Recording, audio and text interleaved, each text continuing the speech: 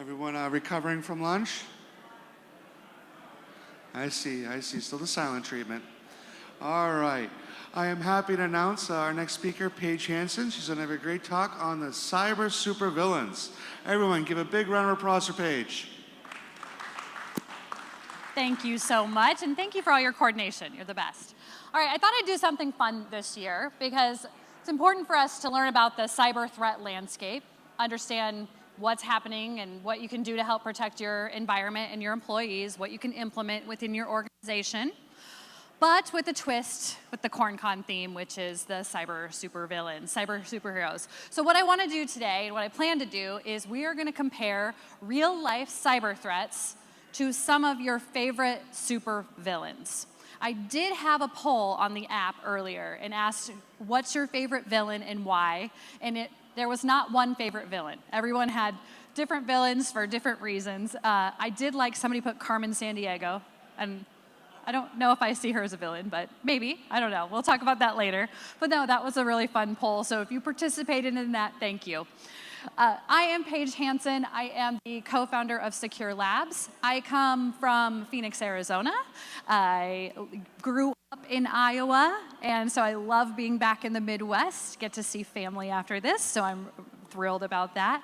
And let's get into the presentation. So the way that we're going to structure this is first we're going to talk about the villains, which is the cyber threats that are happening. Then we're going to get into the heroes. If you notice there might be somebody making an appearance, Captain America over here. We'll talk about their story arcs and the heroes, and then how you become the hero. How do you incorporate this into your organization? How do you make small changes? How do you talk to your friends and family about certain things? And so we'll talk about that as well. But first, I know this is a large room, but I want you to shout out a few things that make a great villain. What makes a great villain? What? They look cool. Fair. Carmen Sandiego looks cool. They're a hero? Oh, good hero. Okay. Anything else that makes a good villain? They got a good laugh. So the power, is there some intelligence that's happening? Maybe it's misdirected. They truly are the hero of their own story.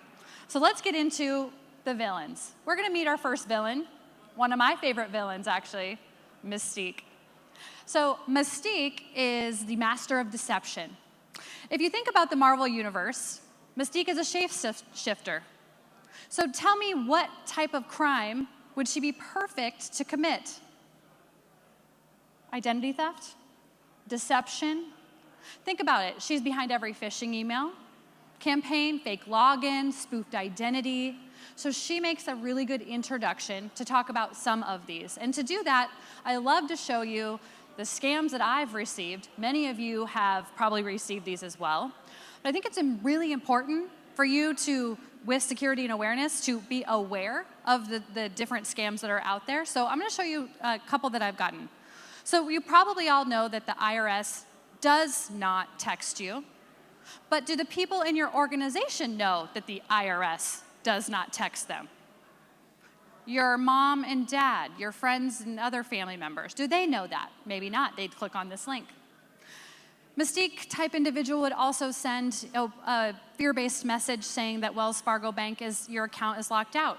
Anything getting between me and my money, I'm not going to be very happy about. So if I got that text, you might be pretty scared and you might want to click on that. For me, the big red flag for me was I don't have a Wells Fargo account, therefore that is going to be fraud, but we need to be talking about that. Randomly getting CVS charges, and then UPS. You guys have probably seen this. We're used to getting legitimate text messages and alerts from UPS, USPS, and so on. But then the fraudsters are using that, manipulating our routine type text messages that we might get and saying that there's going to be something wrong. And then there's these. Have you guys seen these? Have you got these? You have. I see a couple hands. So they're saying, long time no see. If you don't want to talk to me, you never responded. So what are they trying to do? They're trying to make it think that you don't have them in your phone book, and so you're going to reply.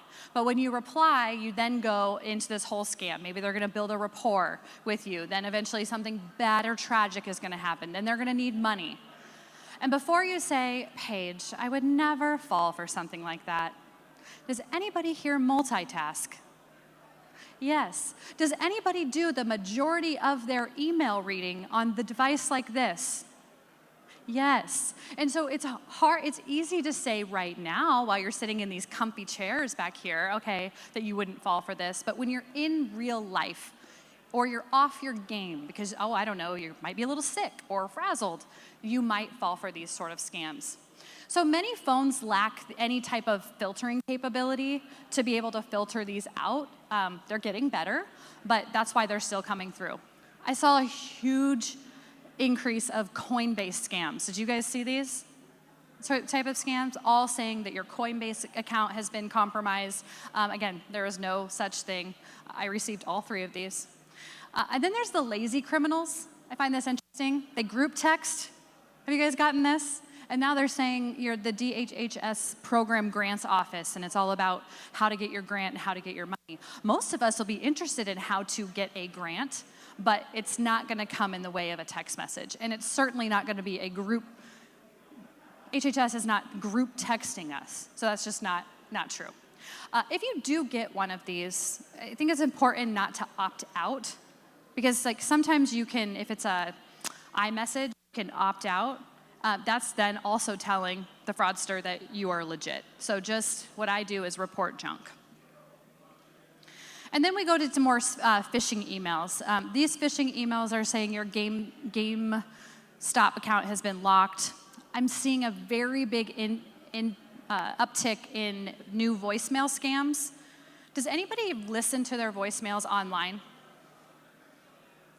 Yeah, I see people raising their hands. I do. I mean, I get an email and a text that say I have a voicemail and I can click on the link and listen to them. That's why when you get something like this and it's pretending to be from my organization, that's going to be a direct, the threat actor is acting like they are the actual voicemail carrier and going to help you play that message. When you click on that link, however, it's going to take you then to log in and then hopes to steal your credentials. And then they're going to also spoof well-known organizations. So for this one, Norton, and saying that, oh, you have an invoice. And you're thinking, wait, I either have that product or I don't. And it's not that price, or it is. And so they're trying to get you to click on that link. And then when we're also talking about Mystique and the deception and the art of deception, this is a spoofed email account. So I got these 2 emails. This was last month, or August. I get these 2 emails. One was at 6:27 a.m., the other one was at 11:32 a.m., both saying that I had a voicemail. You see, they're both laid out just a little bit different. I knew they were instantly spam, and you can also see the sender is different as well. But when you go and you click on those, it's actually an account takeover from a sheriff's office in Indiana. Both of them, same person. So they actually got into this sheriff's office or this officer's email account, switched the name, spoofed the name, and now are trying to phish people for their credentials. I did take it a step further. I called the sheriff's office. They said they were aware of this. What are they doing about it? I'm not sure. But they already had received multiple calls on this issue. But this is how important it is for us to talk to our employees and have the right security in place to be able to identify, if somebody's in, and they're also changing the name and the spoofing of the name, because you almost earn instant credibility if you're pretending to be from a sheriff's office or pretending to be from, in this case, a voicemail provider. All right.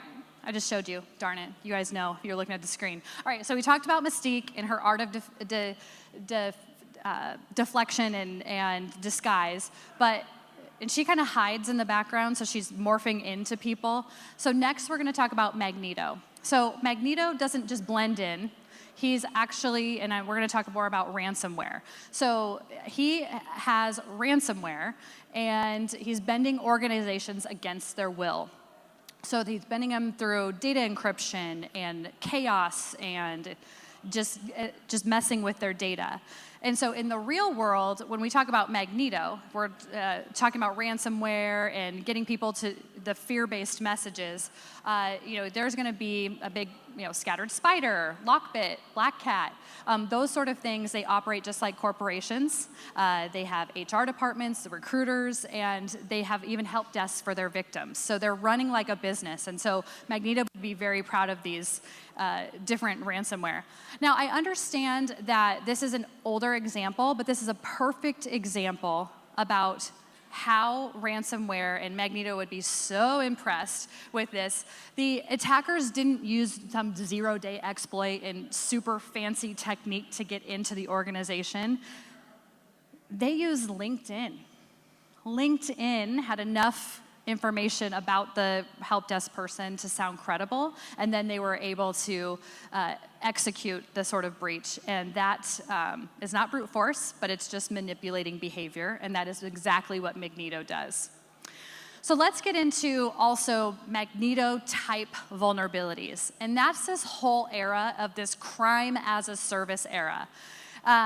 You've probably, at one point, needed some sort of skill set to do a phishing campaign or do a ransomware campaign.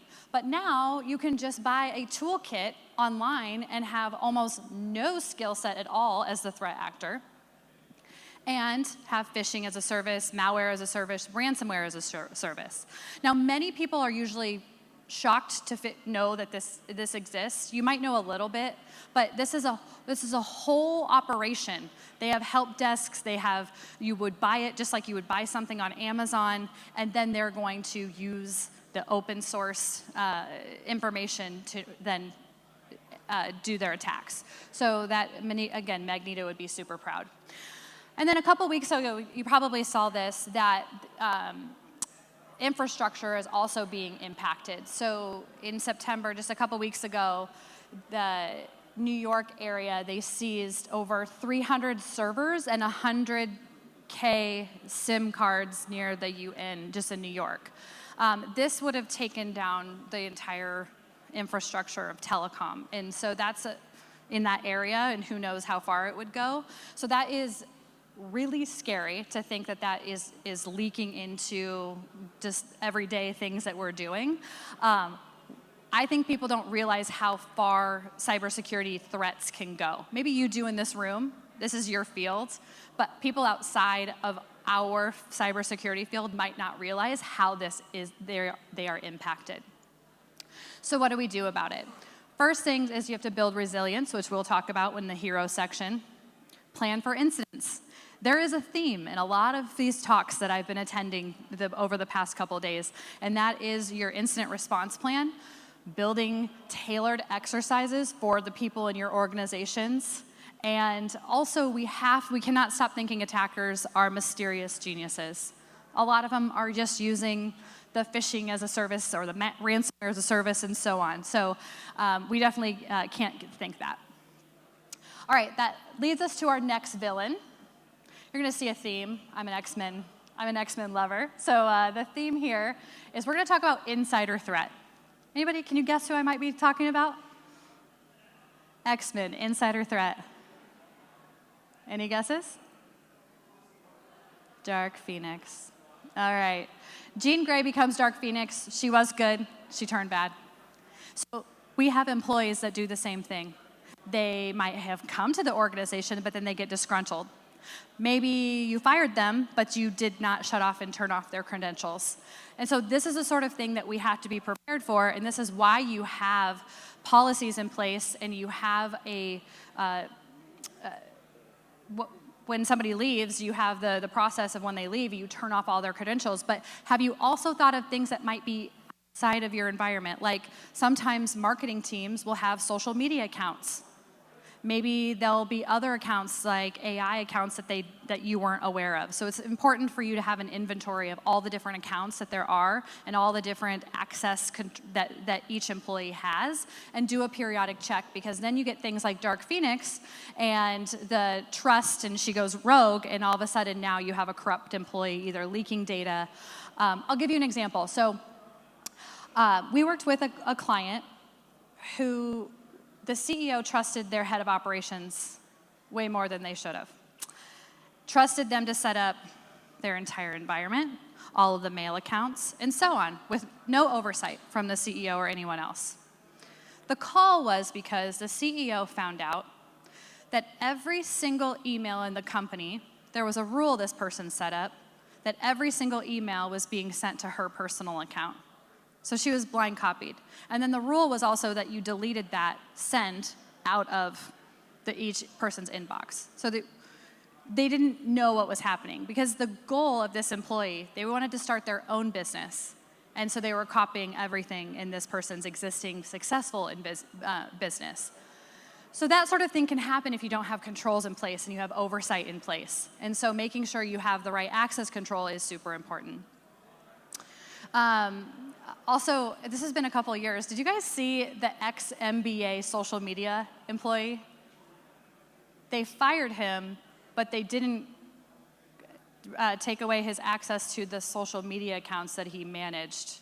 So he tweeted during a basketball game something like, oh, you fired me, but I still have access to my account. So you can imagine somebody could have done something way worse, but he was just proving that he had access to all of the services that his role required, and yeah, they didn't know that. So it's important to get all your ducks in a row when you're gonna do that. All right, so has anybody here ever been in an organization where someone left and their accounts were not shut down right away? Anybody? I'm seeing some nods. Okay, what did you do about it? I mean, you're probably scrambling, right? But then you're like, oh, we should change that. So hopefully that's something that you reflect on and you're able to do that. All right, well, a couple practical takeaways is that you have to review your user access regularly. Okay, no brainer. Implement data loss prevention tools and real-time monitoring. Cool. And then train employees not just on what to do, but why it matters. I am a big advocate of telling them why it matters. If somebody told you to do something, but you had no idea why it mattered, you probably wouldn't do it or put a lot of effort into doing it.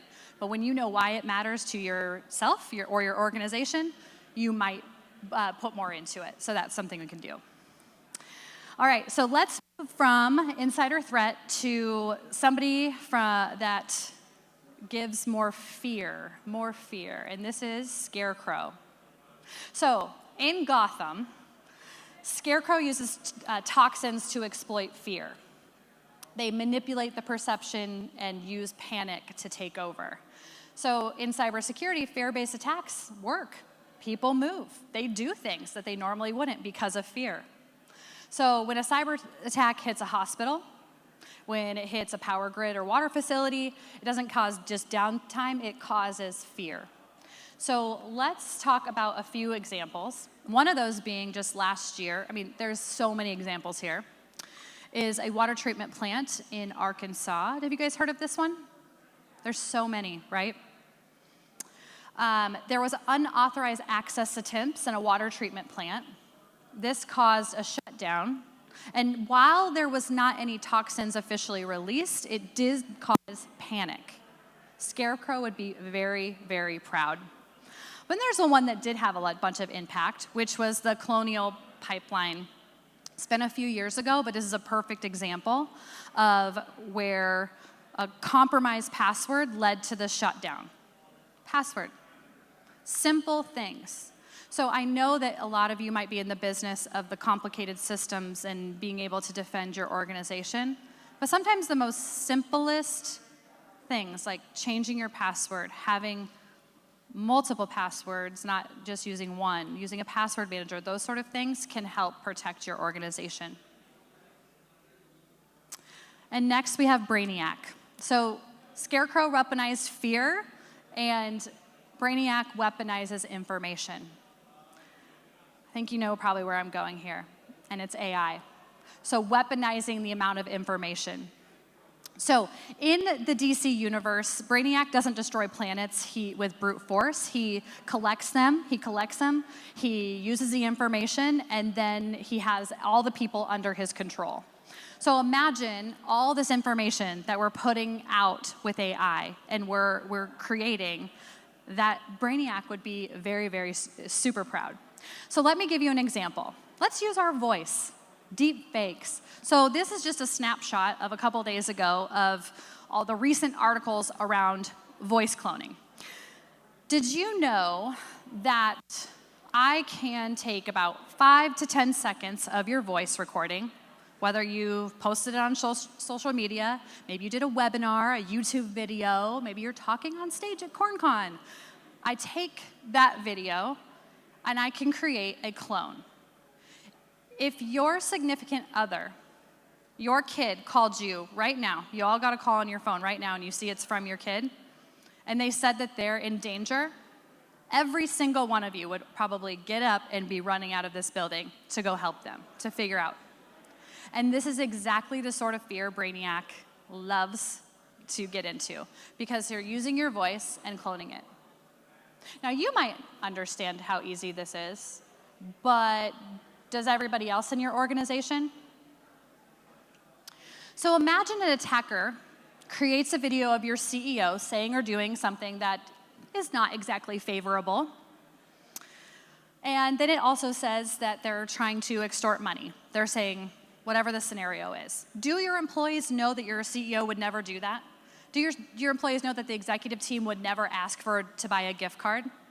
And if you're saying, Paige, I have heard this advice time and time and time again, well, guess what? It's still working. It's still working. Employees are still going to the store buying gift cards. Employees are still clicking on links. Employees are still clicking on PDFs. And so this is the sort of reminders that we need weekly, monthly in your organization, and continue to talk about it. So let's say this happened to your organization. Your CEO or whoever leads your organization, they posted a video. What are the processes do you have internally to report that? Is it easy to report? Is there shame associated with reporting? Is there reward associated with reporting? These are the sort of things we have to work out. So if you're looking for some sort of action item from today's talk, having processes to report suspicious behavior would be a good one to write down and incorporate into your next 30, 60, 90 day. Now, our defense is verification practices. Maybe we do a quick reverse image search. The person that it says that maybe you know who it is, but maybe you don't. You do a reverse image search. It's getting harder and harder with AI because they're creating just new images that don't relate to anybody else. But then to have safe words. This is important with your family, but also the people that you work with as well. And the safe word could look something like this. I would never ask you. They know you would never ask for a gift card.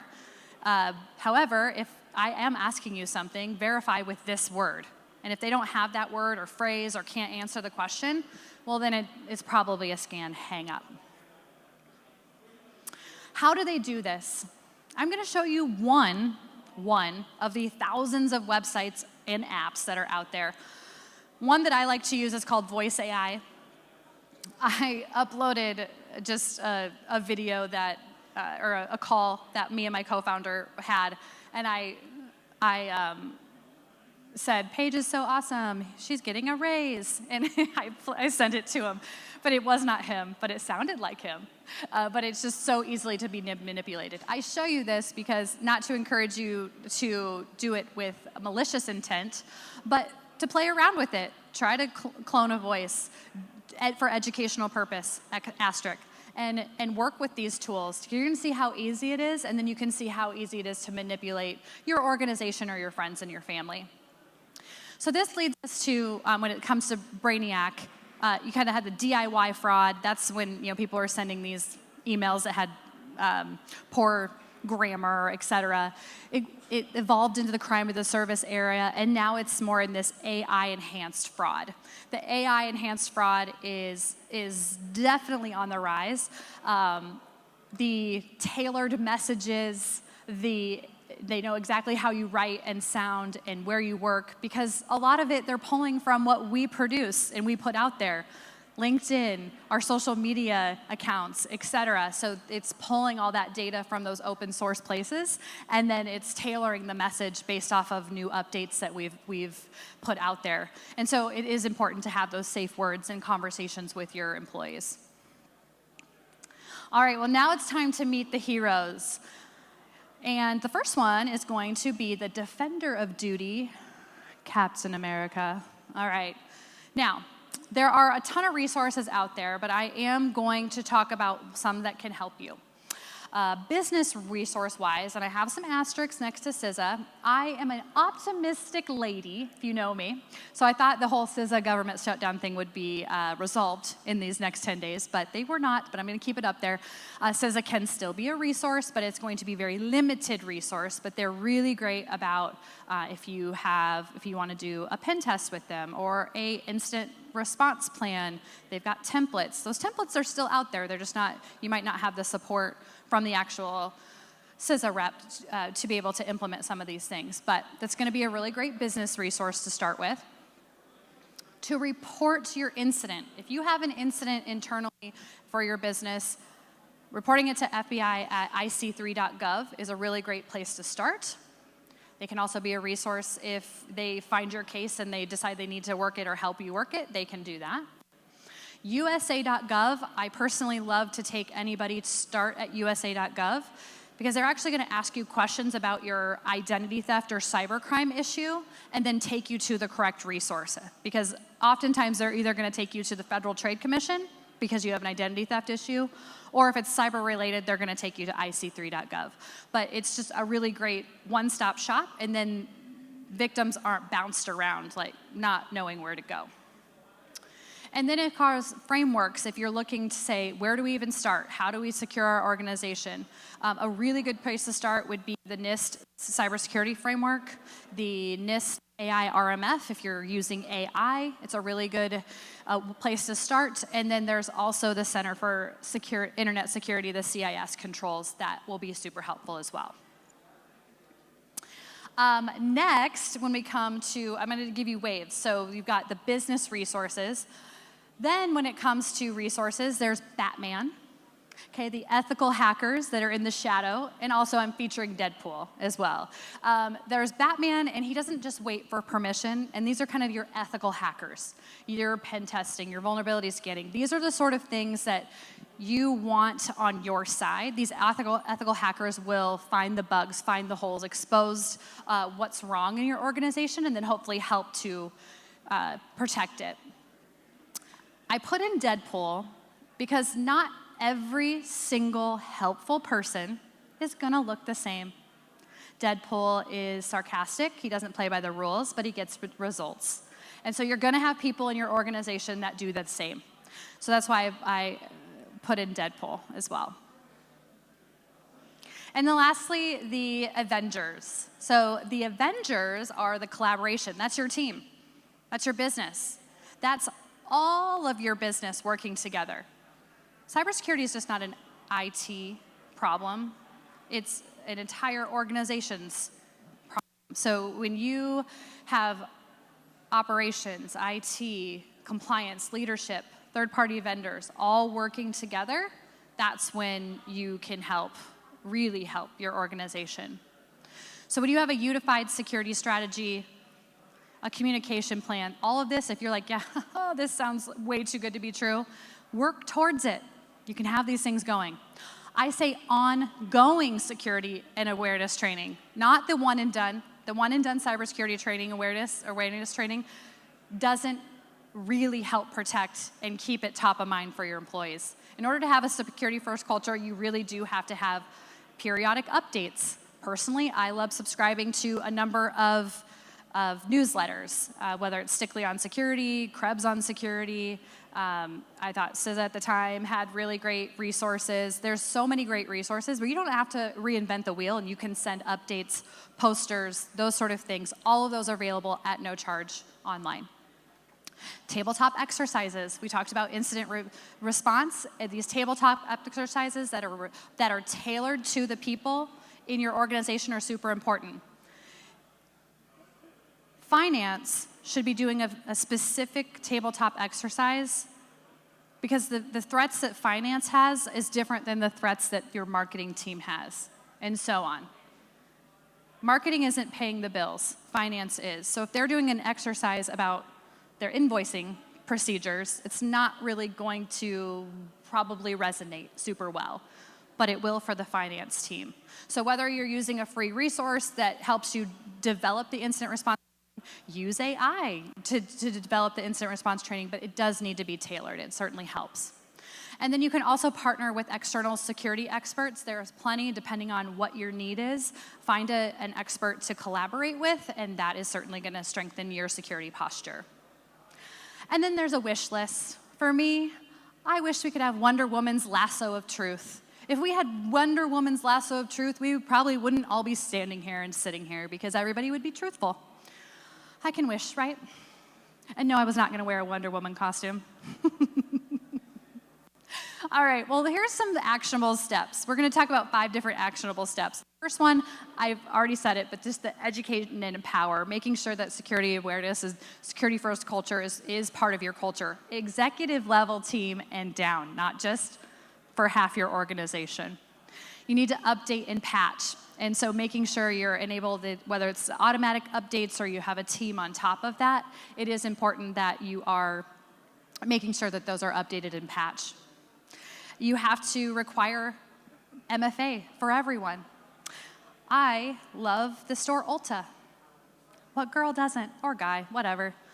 It was an optional security feature up until last week.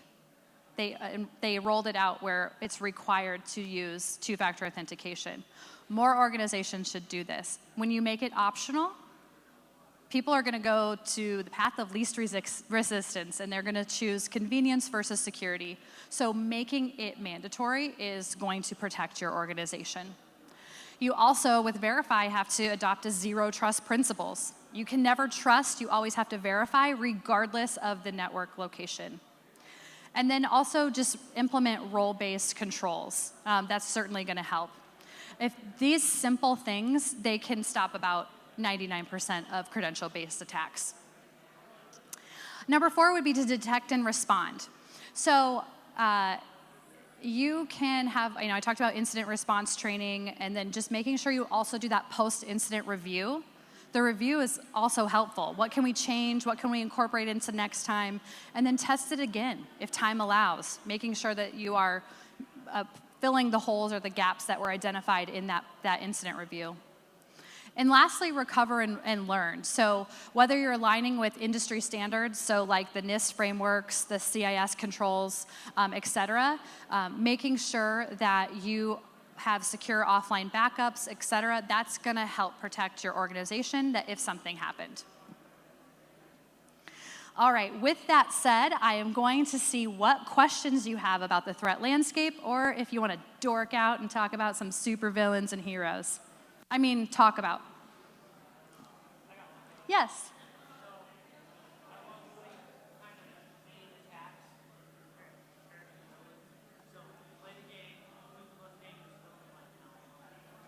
So he liked the fact that I compared the supervillains to current cyber threats. It also helps that I ate lunch with you, so I paid you $5. Thank you for the question. And who is the most dangerous villain and why? Oh, guys, I don't know. Can I have help? Can I phone a friend? Rich, phone a friend? I don't know. Who would you say?